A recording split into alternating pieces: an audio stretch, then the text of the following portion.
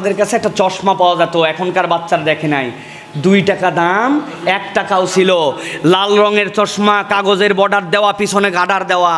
2 টাকা দিয়ে একটা চশমা কিনে নিছি আব্বার কাছ থেকে। নিয়ে চোখে পড়ার পরে আসমানের দিক তাকায়, দেখে আসমান লাল। বাড়িতে এসে দেখি আব্বা লাল, আম্মা লাল, ভাত লাল, বড়াব্বাও লাল। খানিকক্ষণ পরে ওই চশমা খুলে ফেলে হলুদ একটা চশমা নিছি। হলুদ চশমা যখন আবার পরছি, পরার পরে দেখি আরে মুহূর্তের মধ্যে আসমান হলুদ, আব্বা হলুদ, বড়াম্মা হলুদ, ভাত হলুদ, লবণ হলুদ।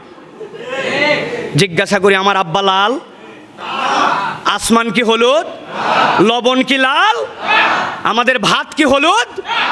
আসল সমস্যা আপনার আমার চোখ, আপনার আমার চোখের রঙে।